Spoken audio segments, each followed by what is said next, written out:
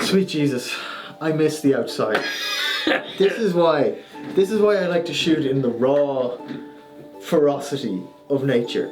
There's none of these issues. You just put a camera on a tree or something and you can fucking go. Except then, you know, a cloud comes over or it starts raining or whatever, and I didn't put all this effort into my office for nothing, Jim, so this is what you get. And this is what you get. Another episode of Fake Swords. I can't stress how uncomfortable I am. How does this even work? Where's the lever? Here. I want to go up. Why do you need to go up? I thought we were happy with our framing. Yeah, well, I'm happy with the framing. I'm not happy with... It doesn't matter. We're doing a video. Yeah, I know. They're perfect. It's like we're in the jungle.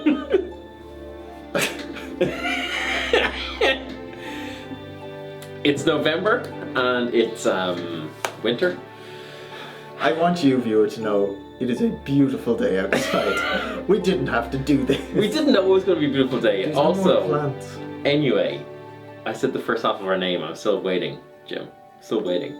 Yeah, well, the second half of the name happens outside, doesn't it? Fine, real feelings. There you go. Welcome back.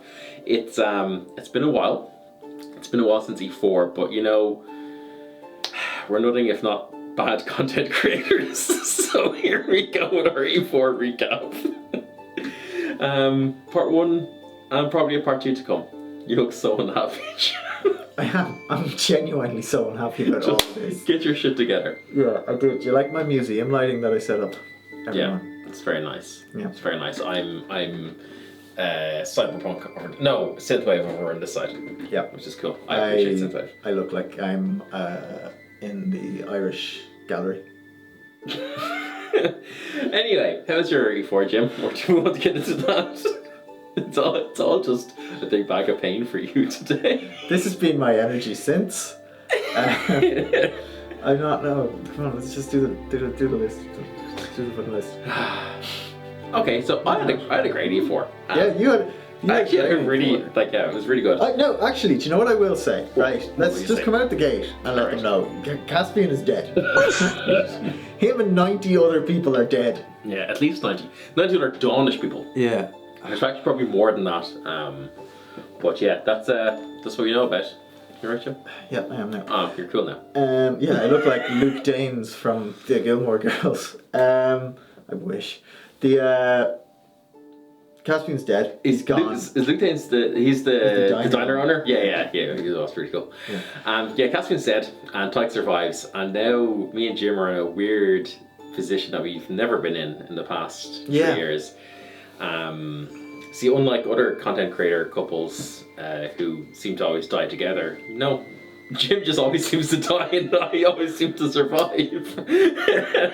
I don't always die. Sometimes I get bored and retire a character. Sorry, yeah. Although funny, there may be a cameo from that character that was retired. Oh yes, coming up, which is, I don't know, neither here nor there, but potentially extremely spicy. Yeah. I cannot fucking wait. But we will get into some of our plans and hopes for the 2025 Empire. At the end of the next one. At the end of the next one, but right now we're going to talk about E4. Sorry, but as I was saying, yes, Caspian has died, but I would say E4 was an extremely happy time for Caspian. Up until he got brutalized. Well, do you want to bring us through some of the highlights then, or do you want to?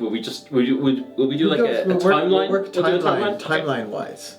I feel like Caspian's going to be first in on the timeline anyway. Yeah. Okay. Yeah. Because you had a really busy Friday. I don't remember. Yeah. I don't remember much anyway. Oh, sorry. Yes, we're so late. We're gonna miss a lot of this. Yeah, so yeah. if I we also miss keep something, looking at the monitor versus the camera. So do I, but that's because I want to keep my head fully focused on the top left of the grid. Camera. The Friday was quite busy for Caspian and for Lambert, Caspian's brother slash retainer, slash corpse also slash corpse, fellow yes. corpse. Who was retaining for me that day. But it was busy because Caspian had set himself a goal of, doing as many of these duels from the Barrion tournament as possible. On that, yeah. Yeah, but Friday, actually before time in, there was a little bit half time in thing where they gave out these Barrion favours, which I meant to bring some with me so I could hold them up, but you all know what they look like. I have one somewhere, but no. Do the video. But yeah, so we all went out into the battlefield, and there were Barrion heralds, i.e. PD employees, cutting off reams of ribbon to give to everyone. Also, PD, quick note, people were obviously cutting the lengths of ribbon you gave them in half. Just as a heads up, I took someone's ribbon and they were back with another ribbon that, like, everyone's was like this long, theirs was like this long. Just as a heads up, the small flaw in the system, I know it was happening, but I don't care because I kept winning. Yeah, so at time in, fucking first thing was Caspian was off to duel. Left, right and centre. I had my tactics. I feel like you're too far. I'm going to come slightly forward. So I had no... Get back where you were. No. Okay. I had no... Caspian had just moved from being like full wizard build back into like baby marshal build. Yeah. More traditional Glade Warden build, yeah. Yeah, exactly. So... I don't have many hero points. I didn't have my armor, so like 2 hits would kill me in a duel. So my game going into this was ahead of time, get people to agree to my dueling rules, which were blunted blades, first to 3 points, reset on each point. That was my game. If I could get people to agree to that, I won every time because I'm good at sword fighting, and they're rules that favour me, but are also very fair rules. So I was like, yeah, okay. Time in started, and I had one duel right off the bat with Alistair DeVere. Oh, yes. He was like, right, let's fucking go. I was like, yeah. Didn't agree to any duels, and he just came at me with a sword and shield, which is bad for me because we just said first to 3 hits. Because I was fighting with a fencing saber. Yeah. So if he could close the distance, and he could, because we were just like where we spawned in camp, he was like, let's go. So he got real close, and he actually got. I only beat him. It was 3-2. So like, okay, yeah, like he almost had me. Yeah, especially for the first, because he was just in my face with the shield going bam, bam, bam. And I was like, this is bad, this is bad, this is bad, this is bad, this is bad. So my first duel I won, but like. Barely. So then on in, I had basically Joey follow. We did the whole noble and yo thing brilliantly.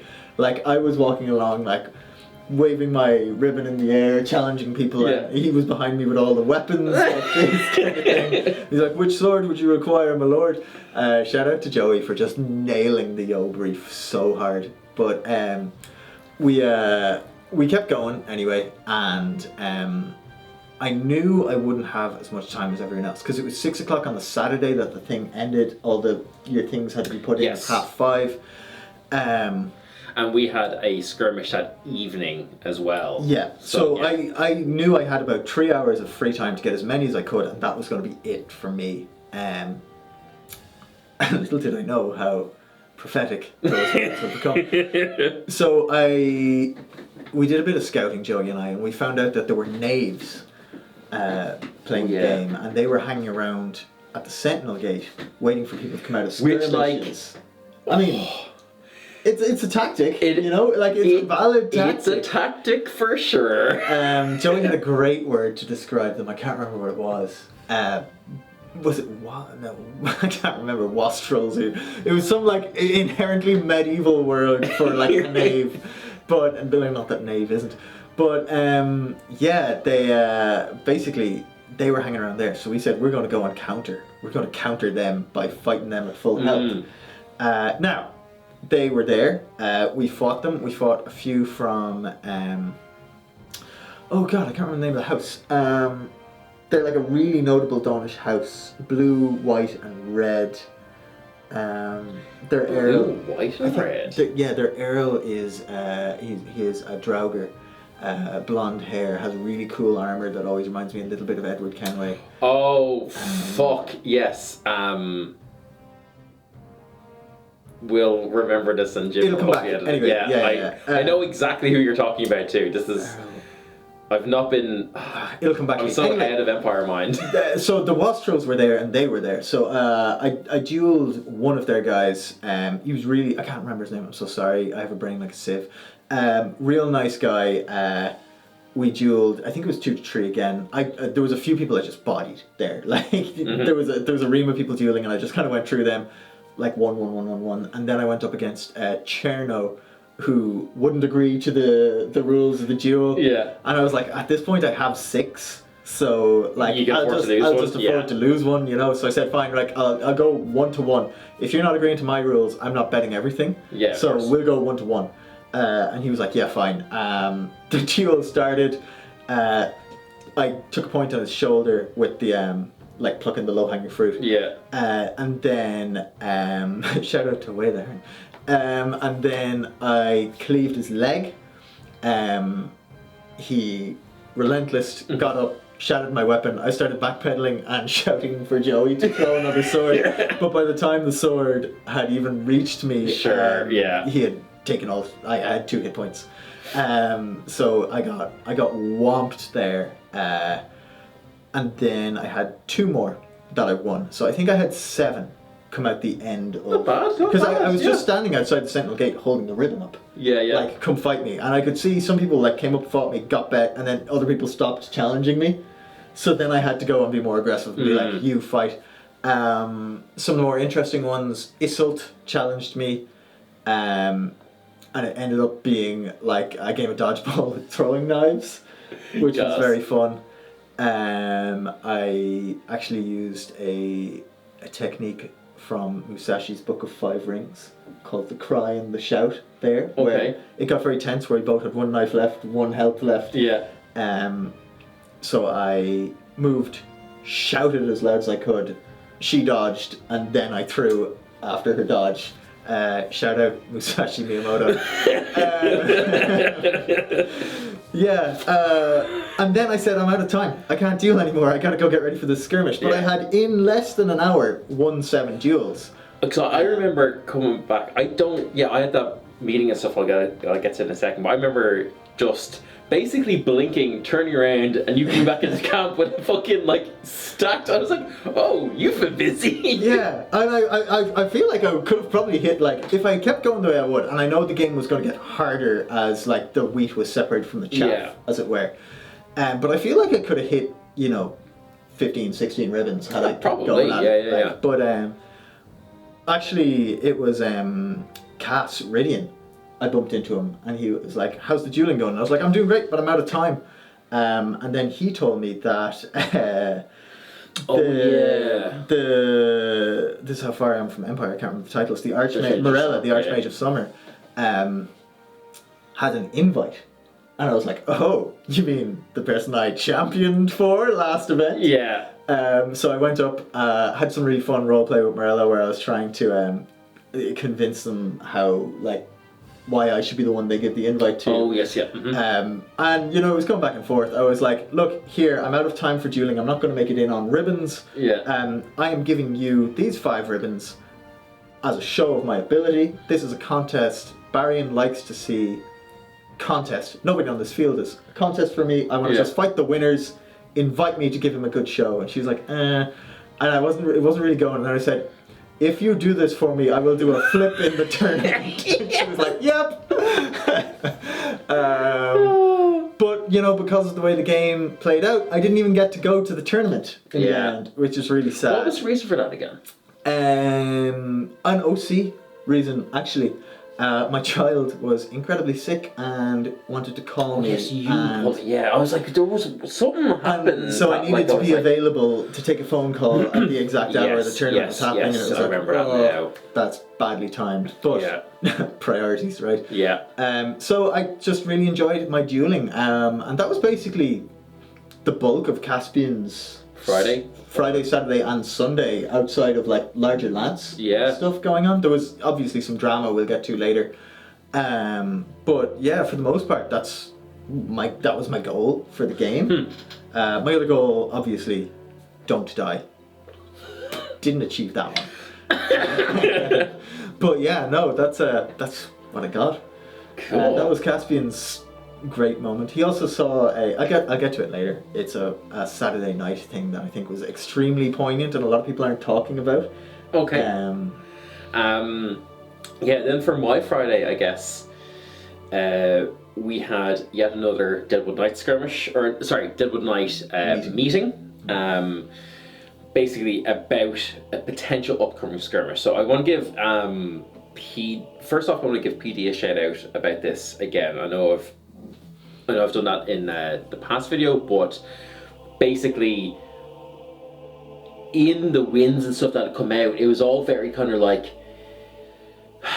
cloak and dagger and smoke and mirrors as to whether or not there's actually going to be a skirmish or any sort of showdown. And in the back of my head, I was kind of like, right, on an OC level, it's weird if they don't have like the showdown, because it's E4. It tends to be the kind of like the climax of storylines and things like that, you know. So I was like, I feel like they're going to, and now apologies to anyone else in the Order of the Fell Tree, because I'm probably going to butcher some of these details because it's been too long. It's been, at the time of recording this, 2 months exactly, I think, maybe more. Can I interject very quickly and say, shout out, I don't know if this is your real name, but yes, your YouTube username, shout out Aaron Boyd, the plot writer who was actually dealing with the Deadwood Knight. Yes, thank you. So for all of your game, thanks a minute.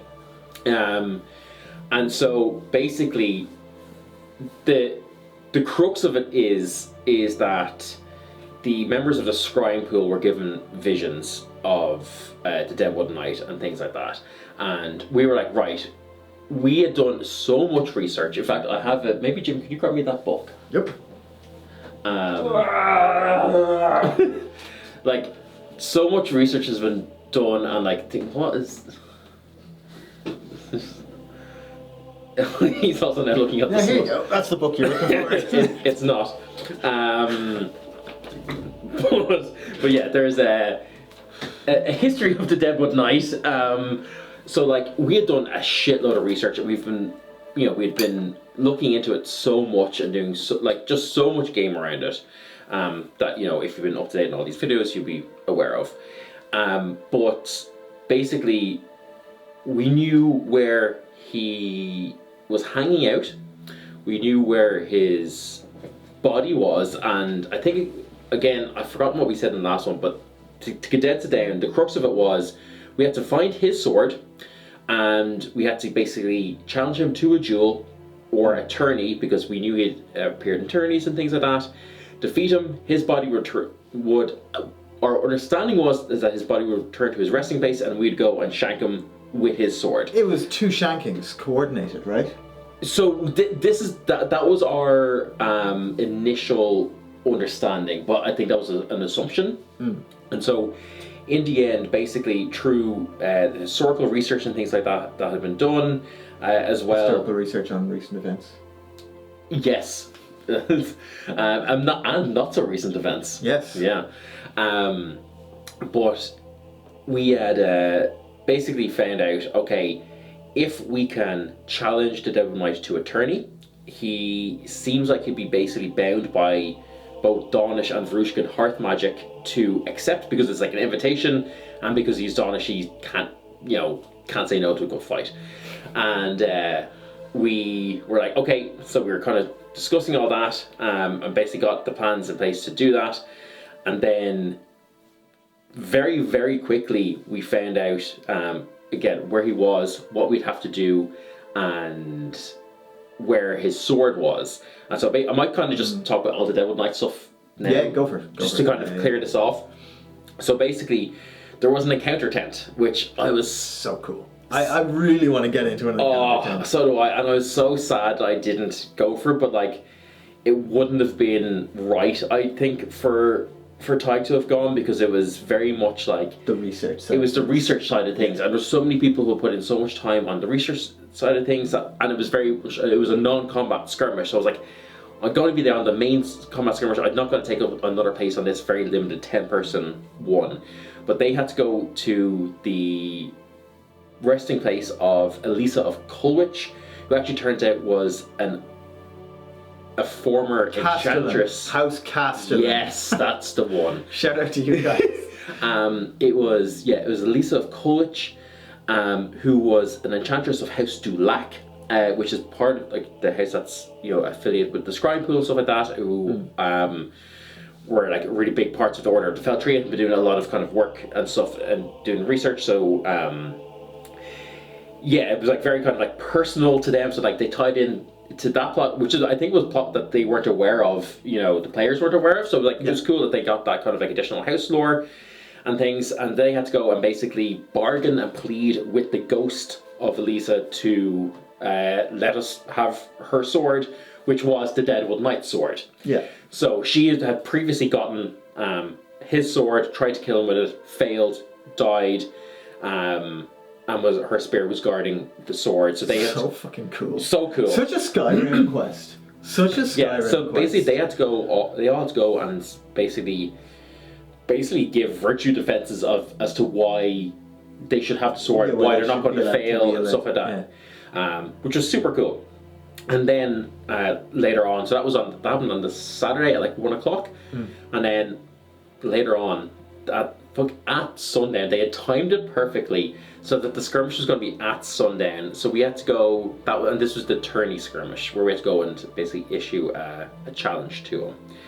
And so it was I thought it was very smart as well from PD's perspective because it was in the exact same clearing as we had the original skirmish, like in the field, Yeah, so obviously the same. Physically for the players, it was like a nice loop around, and it was timed so that literally as we were walking through the Sentinel Gate, the sun was going down, and basically as we started fighting, like it was almost nighttime, and it kept getting darker and darker the more it went through.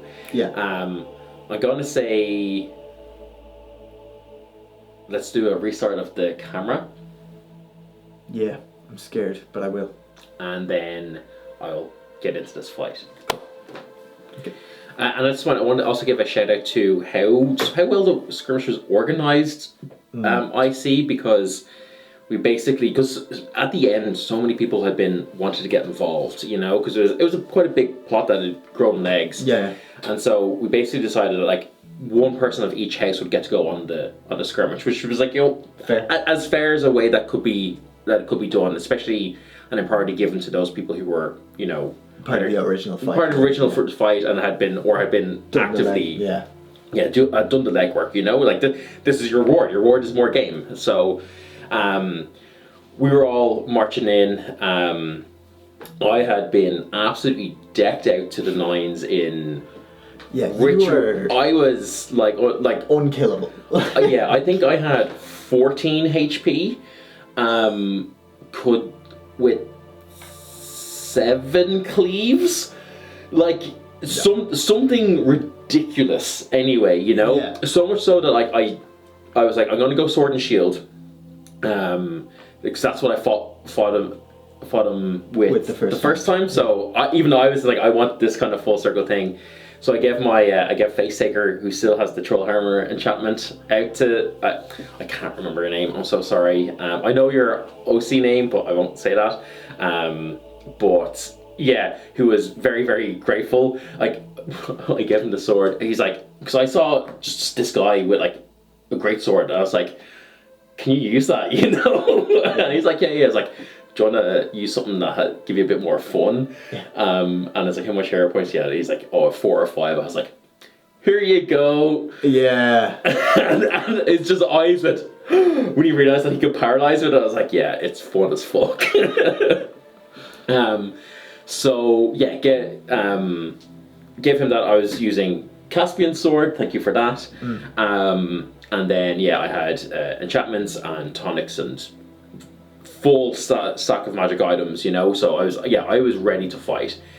And so we went in, kind of strode forward, issued the challenge, and then Leonard came up, gave such good roleplay that at the end, the ref, when we were walking back, shouted out to him, was like, may as well say that roleplay at the start was like top tier, so like that's cool, He's an extremely good roleplayer. Yeah. But yeah, so very kind of similar setup to the original Deadwood Knight fight in that he had, you know, a small force of husks. There was maybe 10 of them. Yeah. Actually, no, it's probably more. There's probably maybe 12 or 13.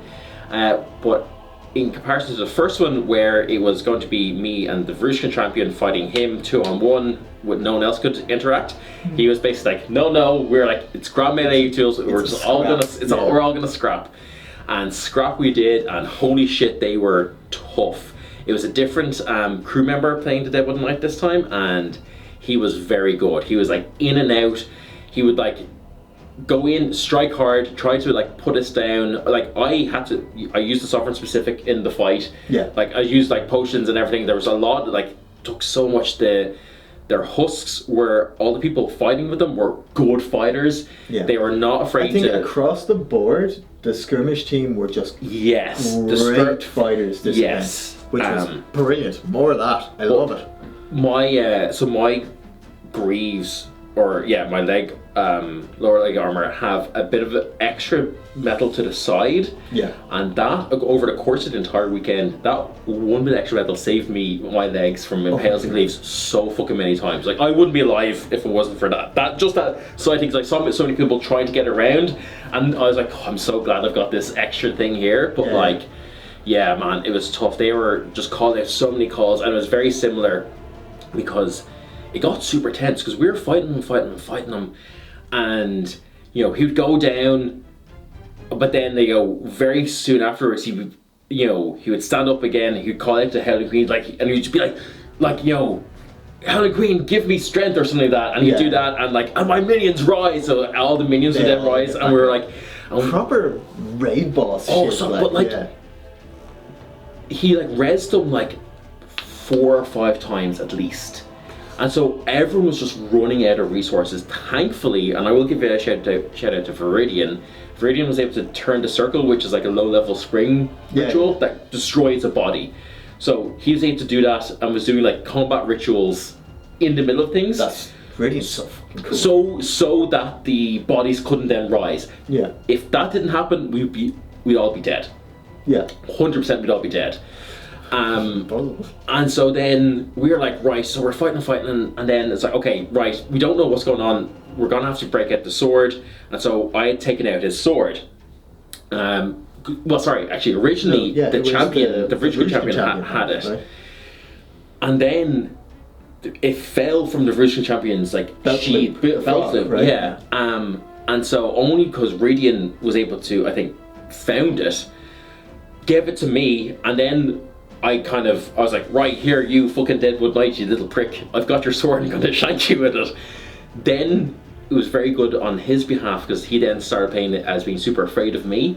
Yeah. So anytime I didn't like go for him, he'd get his minions to swarm me, push me back while he just literally ran to the other side of the thing. So I was just running back and forth, getting fucking like, so I got struck down like 12, 13 times, and I was just getting so tired. I just couldn't get to him, you know? Yeah. Because every time I did, I get intercepted and he'd evade.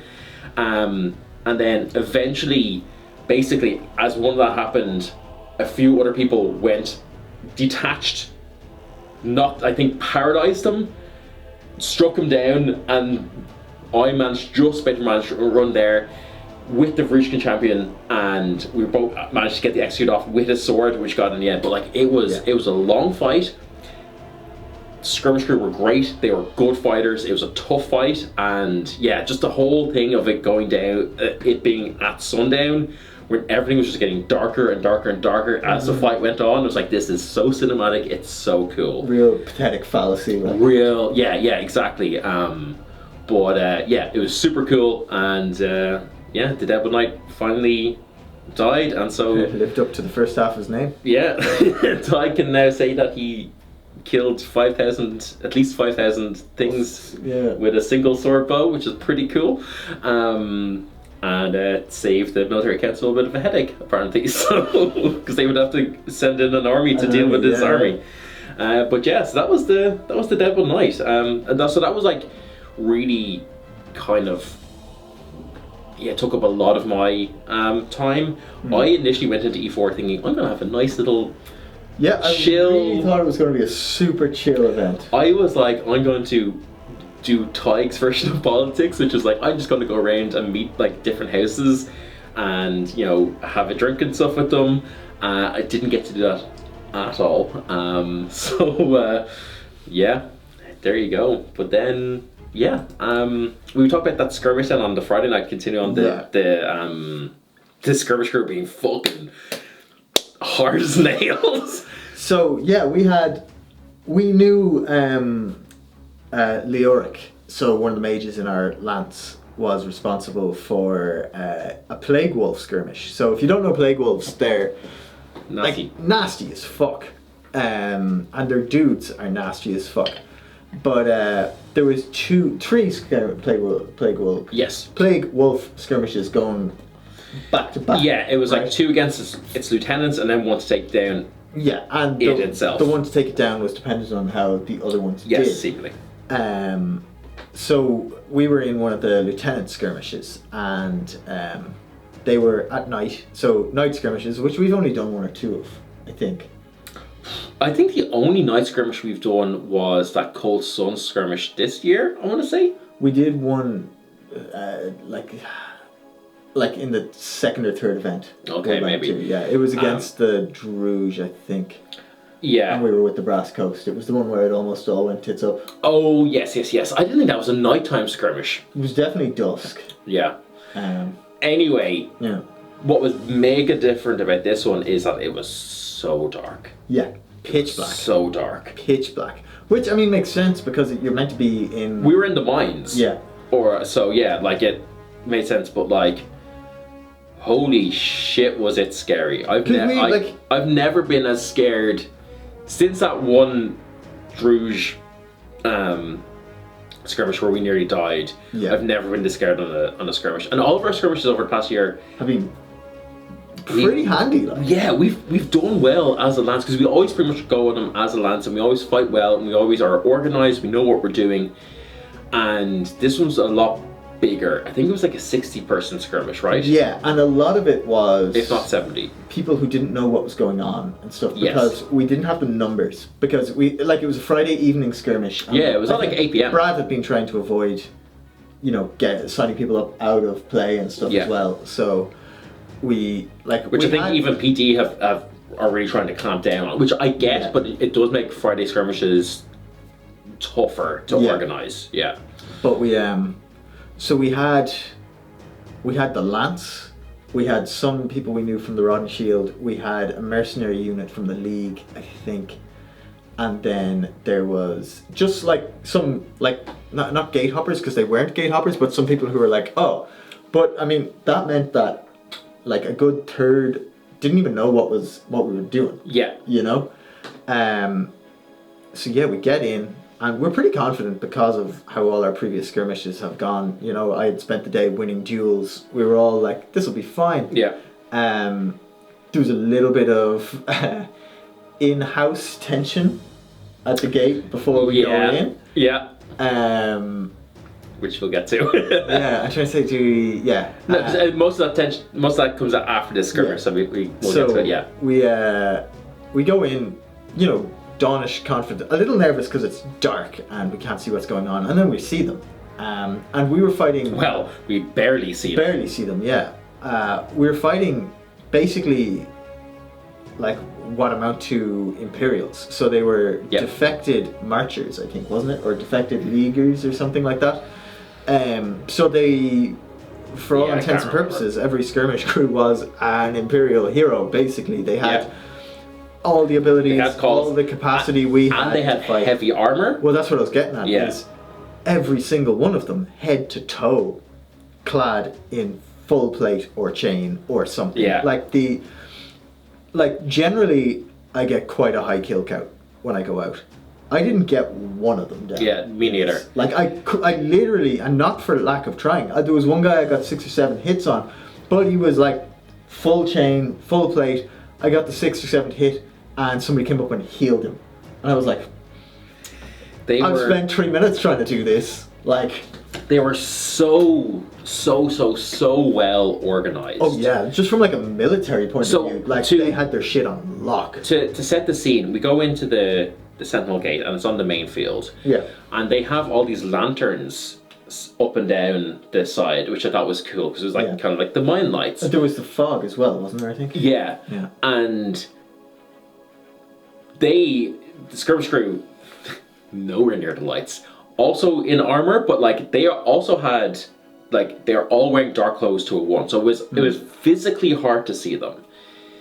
Like And then you hear them more than you see. Yeah, and then you can kind of just about see them in the distance, like wrapping around and running around us. So we Well, have sorry, like I should say at this point, by the time we'd seen them, something crucial had already happened that we didn't even notice. oh had yes, happened. yeah. Yeah. So we sent one of our basically we had split our forces into three, and we sent one of our forces to go off get the ones that were trying to flank us. But there was another force that we didn't see that had fully flanked us and were Well, between sorry, us and the gate. No, sorry. Not it was, that one? It was nastier than that. Are you like the infiltration? That and the other flank. But like they hadn't started to flank us. They were flanked when we came out of the gate. So we Yes. just didn't look behind us as we came out. But there was a full fucking unit of about 10 of them, maybe, behind us that we didn't know were there. And something even fucking sneakier, they sent a couple of people to join us. Yeah. As the infiltration, yeah. we came through the gate. So because they looked like Imperial citizens, like in the lore had been Imperial citizens until a year or two ago, they just blended in with us. So And it was so dark. I can't was stress so- how dark it was. Yeah, it was so dark. Like, if I was standing next to Dylan, I'd have to be like, "Is that you, Dill?" Yeah. And you know, like that's how dark it was. If we were this close, and they were in our unit, and we marched, and you know, the fighting started, and with both these disadvantages of, they held that flanked column as well back. Yeah. It didn't do anything to start with, and they sent an obviously flanking one. Yes. Way off to the side, and one of the groups we didn't know decided we're going to go and hunt them down, and just peeled away from our group. No, to be fair, that was an order that was given. Oh, was that an order? Okay, I didn't hear that. That was I couldn't Tolstag's, see that. yeah. I just saw like a good third of our army just peeling away. Yeah. And because of that, I saw us begin to get wrapped. Yeah. As much as I could see anything, it was more that I heard fighting, like behind me to the left, Yeah. and behind me to the right, and the Emerald Lance started doing like a orderly retreat kind of thing, like just take ground, take ground, take Well, ground. Most of the Deadwood Knight is Most. doing that. But anyway, yeah, Jesus. The fighting got like hectic because people on our line started losing, and we didn't have the resources to, you know, rotate or heal or that. Yeah. So like people were starting to panic. Like the guys we don't know just fully turned and ran. And then because that happened, then the whole thing went to shit. Yeah. That at one point I turned around, and the guys who were in our ranks had activated like their Fucking sleeper agents. Manchurian like. candidates had turned on. I turned around. There was fighting behind me in our line. I didn't know. I couldn't help because I didn't know. You didn't know who was Who we friend had- or foe. Like. Now this is something that was quite good. Is after our skirmish, they realizing this, further skirmishes going in had a call and response that And they had could use. sashes. And had stuff. sashes, Like. and they were using little lights and stuff. Yeah. We did not have any of that. We gave our safety so that they could learn to do that. Yeah. And it was fucking ridiculous. Like I'm fighting tooth and nail, not to beat them, but just to survive. I don't think we lost anyone, which is insane. No, we didn't lose anyone. Which is genuinely insane. No, we might have lost one. I think because when we were fully retreating, somebody was like, "Such and so is up the field," and we were like, "Yeah, that's where we're going to stay." Yeah. But the Lance didn't lose anyone, and it was by no means. It was a bit of a rout, and we did a good fighting retreat. But like it wasn't a massacre or anything by any means. The one thing, and this started the other theme of the weekend, is that Isolt who was played by our friend Harker. Who you'd recognise. Who you'd recognise. She's been on the been our only guest. Oh no, it's technically not. Yeah, we had Conrad as a phone in. Yeah. And we've had Colin Oliver, I guess. Oh yes, got of on the course. collab once. But our only guest who's been in the seats with us the entire time. Anyway, she's playing Isil, and it was her second event, and she had joined the house at E1, and basically, for OC reasons hadn't been to E4, so we were like, she's playing kind of antagonistic towards us to be like, oh, I came to Gladeholm, where he is, I was supposed to get training and everything, but I've been off fucking hunting Deadwood Knight and doing all things, you were off sailing the seas. Tori had been off in the Red Sea pockets doing all this Plague Wolf business, so there was no one there for her to train, so it was a little bit like Frosty. And then Harker was playing Isil quite recklessly, and so when we were all doing this fighting retreat, very ordered retreat, she would break ranks to try and hit someone, and we were like, get the fuck, what are you doing, what are you doing, getting really pissed off with her. And so we get outside and we're kind of regrouping. Oh, sorry, just the last fucking mess that occurred there was when we got back to the gate, we see bodies filing out across it, and that initially flanked group. Then blocked the gate, so they literally put us in a hammer and anvil. Nightmare. And only that, I think, a couple of repels and stuff got them away from the gate. We all would have died there, Yeah, so bad. But yeah, so we just managed to survive. We come out of the gate, and Isil starts popping off and basically mouthing off, being like, why are you holding me back? You guys aren't sword fighters, yada yada yada, all this. And Caspian decides to do a particularly spicy... Well, Caspian's reasoning for this was, I think, justified. Oh yeah. He was wielding a weapon that Lady Anira had given him that basically said, your will is your own, you do what you want. You seek notoriety, yeah. Basically, I think Callie summed it up best, is that you do a crime and you're like, yeah, I fucking did it. That's the energy your character should have when you're under this. As well as Caspian having been dedicated to courage, and being under a separate roleplay effect for the past year that basically said it's very hard to dissuade you.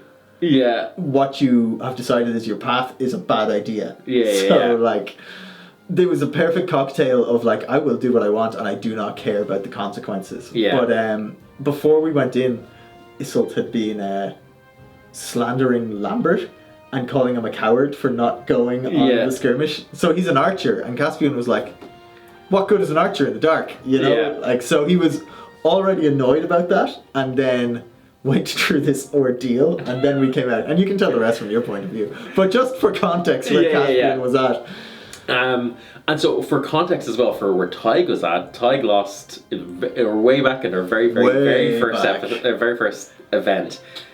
Jim died because he overextended to go glory hunt and get some kills.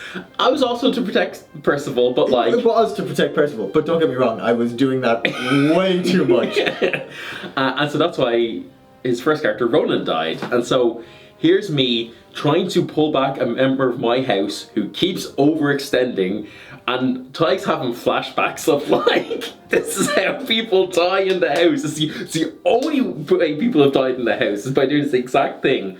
And so Isil comes and starts giving us all this mouth and things, which is all good roleplay from Harker. Really good acting, And so Caspian just goes, shut the fuck up, essentially, cleaves her leg, and everyone's like, what do you know? She had come at me, and I was like, I think I had come up and I was like, hey look, I can't recommend we bring Isolt on another skirmish after that, XYZ, and then I became the target. Caspian became the target for Isolt's anger.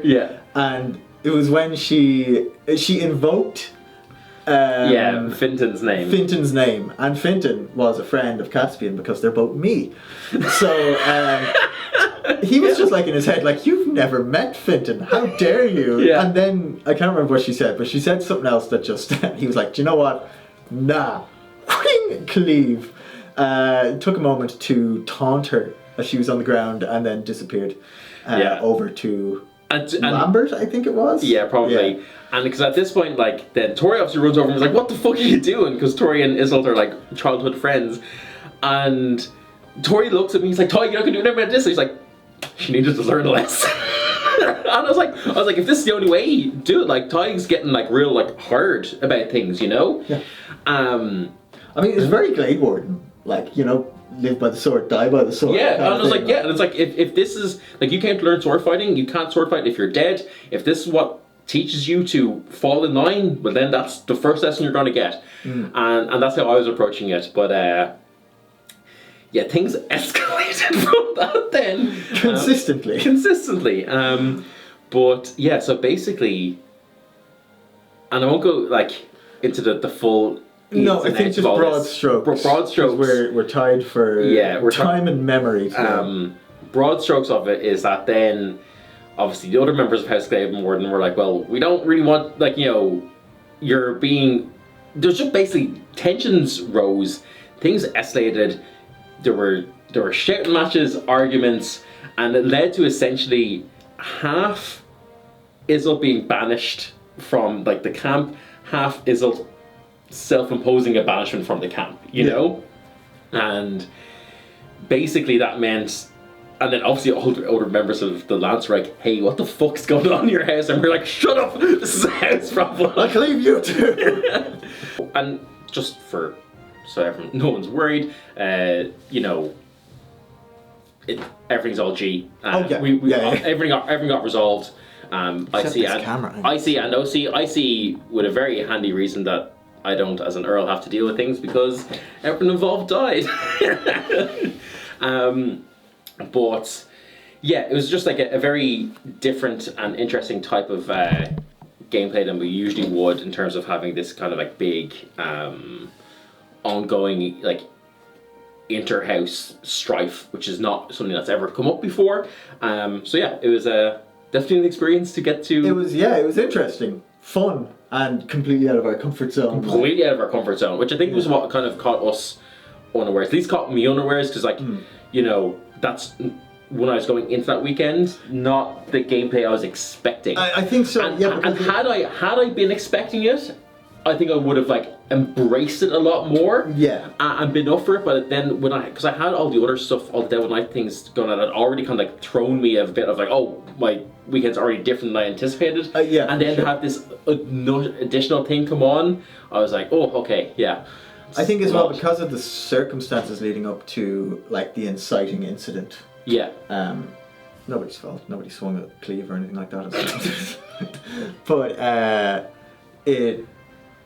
it wasn't planned, you know? It was just like the direction that Harker was taking. Because Caspian and Isolt have had like exactly 3 interactions before that. I think like, and the first one I had a knife to her throat as well. So like it's not being it's not a bed of roses the whole way along, like. But yeah, so I think because of the tinder keg that it was, when it fired off, nobody was ready for it. So there was no guardrails had been put down for something like this. I think that's a really good.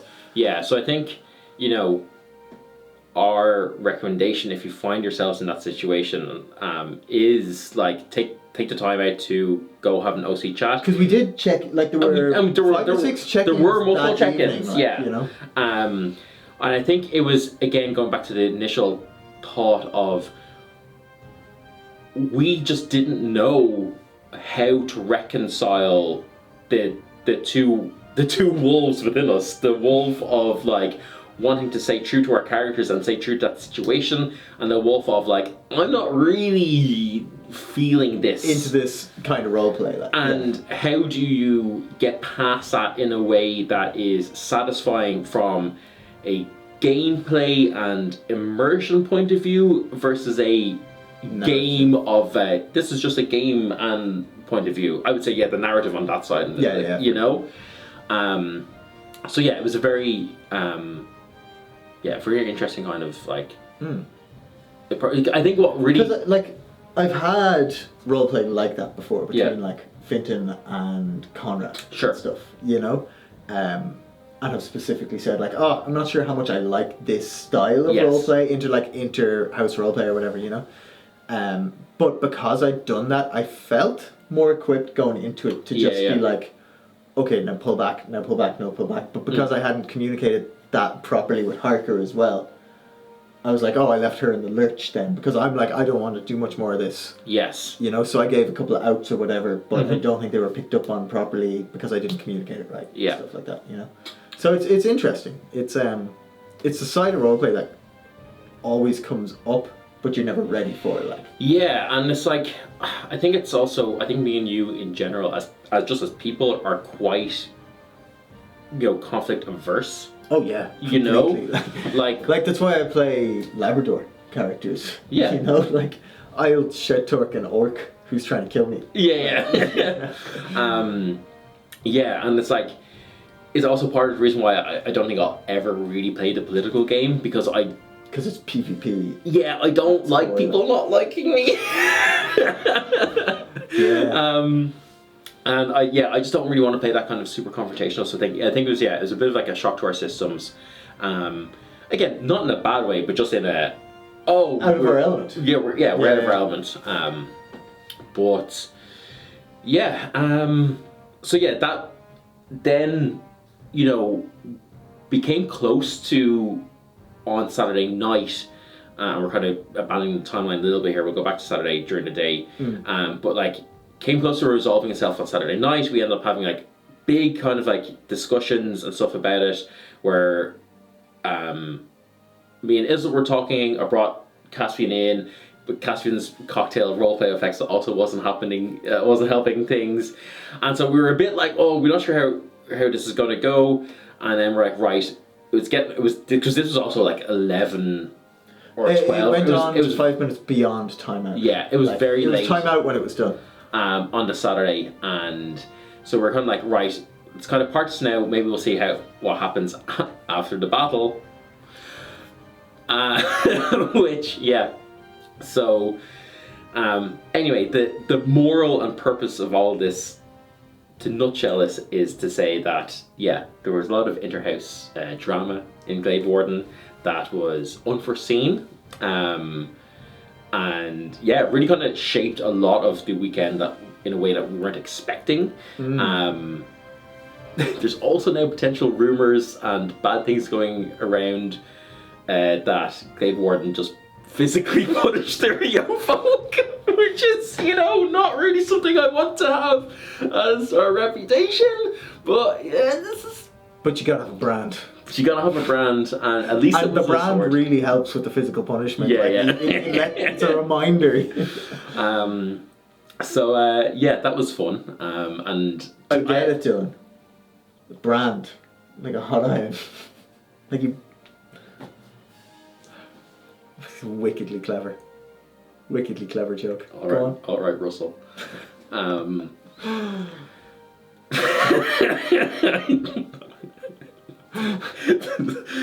you get it though? Because brand means tooth. Okay. Done with this bit. Okay. I think for this episode, that's probably as much as we'll cover. I feel like because the next episode is going to be mostly about one thing, we can touch on all the other little things that we did. Yeah, exactly. Because the other things are all kind of the smaller, just kind of things. So we'll spend maybe first 15 minutes of that. Oh well, I was going to say do it now. We've got 10 minutes. Oh, okay. We can do some. Okay. I think rapid fire. Looking at our list. Rapid fire. Very little. That was going to take a lot of time. Talk about your Grand Tour finale. Okay. Because that's going to be the biggest of them. Yeah. So I got to fight in Lady Nera's place and girded. I didn't quite gird as her, but I wore her house heraldry. Jupon, which I think is how it's called. It's a very cool bit of kit. Yeah, very cool bit of kit, and I felt cool wearing it. in the finale of the Grand Tour, which is a series of one-on-one bouts with 16 people went in. Only one emerged victorious. It wasn't me. I should have brought in Face Taker with the Trollhammer enchantment, but because I knew I wasn't going to be using that later on, and the rules if you can't use 2 magic weapons in a day, I was using Caspian Sword instead. I had that bonded to me, and so I ended up using actually my spear a lot of the time because I could strike in and I knew that would be kind of nasty. I had my first match against Caitlin Cordraco, who I beat pretty handily, a strike down and then a cleave, and she didn't have Relentless. Nothing you can do in that situation. And especially when my weapon's longer, I could just poke. And then I went against Viridian, and I realized why I fucking hate mages. Because can I just say that was a masterclass in how a mage could fight. It wasn't just like repel. It was like the winds rise against you, repel, straight into another cast where he's like, the ground itself rises up to entangle you. And shit. And I was like, that's a fucking wizard, right? Yeah, it was super cool to fight against. And actually, I found out since the player event that's since happened, Molly Gwen was talking to Viridian, and seemingly Viridian knew that I could paralyze with a sword, so was like ready for me, and that's the reason he went, because he's like, he went so hard. He's like, I was like, whoa! Yeah, he's like, best mage in Anvil. Yeah, because seemingly he said, I know that if he gets a single hit on me, it's game over. Yeah. So I have to get in first, and he did, and he fucked me. Yeah, like repelled, weaknessed, everything, and then in the end I got paralyzed and just had to just eat shit for 10 seconds. Beating the shit out of you. Yeah. But again, it was only because I had... Which is wild, because all you had to do was land a cleave on his chest as well. But he was so quick and so I actually broke the rules, and because he weaknessed me, and just the sheer barrage of things I hadn't realised, and he had me literally against the ropes. Quite literally, yeah, you were almost pushed out of the arena. So I managed to get a cleave on his chest, but I actually shouldn't have been able to do because I was weaknessed. Yeah. But to be fair, Viridian took it, even though he didn't need to, because I technically couldn't have called it. Now he had an unstoppable, so he got back up. So I was like, okay, fine. And then I think it was at that point I realized, oh shit, I actually shouldn't have done that, because I'd ran away basically to get my energy and get some distance back. But yeah, it's only because he got a few hits on me there, because I was so stacked with HP. Technically, a paralyzed isn't a death sentence for me. Yeah. Because it's only one hit a second, so. Oh, unless there's multiple opponents, you can tank it. Yeah. I could have taken like Percival. Percival can take 2 paralyzes. Yeah. Like in a one-on-one. Yeah. Because you can only take 1 beat a second. Yeah. So like I could have, he paralyzed me at the start, I would have come out of that with 4 HP left. But anyway, that was cool. It was a fun. Fun to watch. Yeah, it was a fun tourney. So many of the bouts just ended up with people like just fighting each other on the ground because of the amount of cleaves. Yeah, it was gas. And then I got a perforated abdomen traumatic wound, and as I was being surgeried, Caspian decided that it would be a great time to bribe. Or I don't even think you bribed. He just. I think I just suggested that this would be funny. Yeah, and got them to basically stitch so it would scar Caspian's either name or initials. Full name into my abdomen. So Ty got that to remind him of Caspian at least. Yeah, lovable scamp. What else do we have? So then there's 2 more, I think. Oh, go on. Yeah. I'm gonna get just. In terms of tourneys and stuff, we also had the KP Autumn, where we supported Teddy.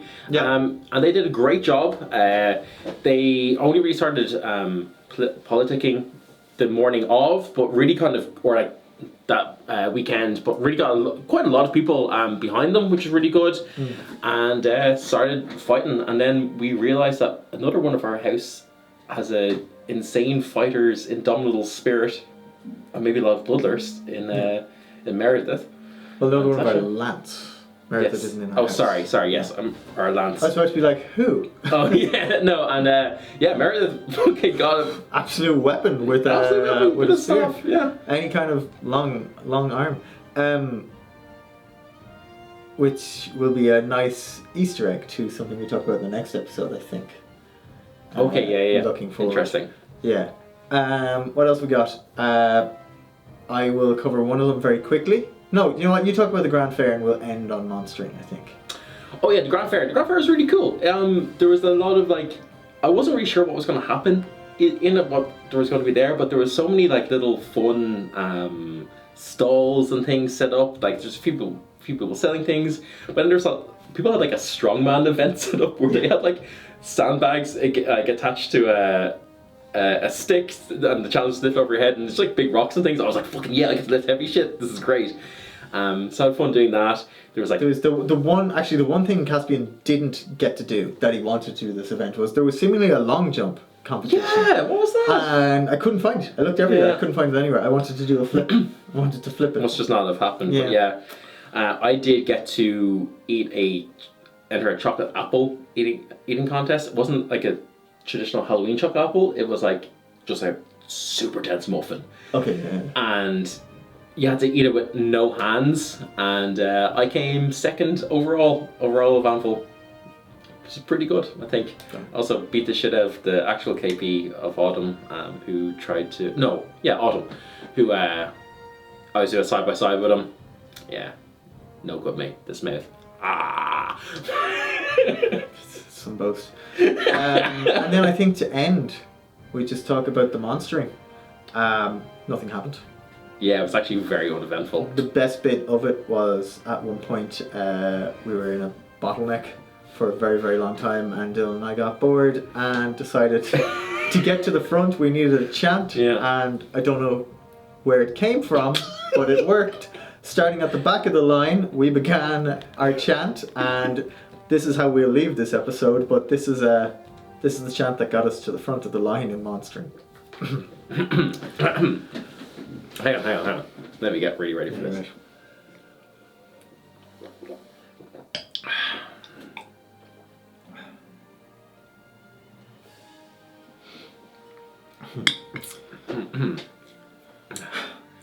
Oin, oin, oin, oin, oin, oin, oin, oin, oin, oin, oin, oin, oin, oin, oin.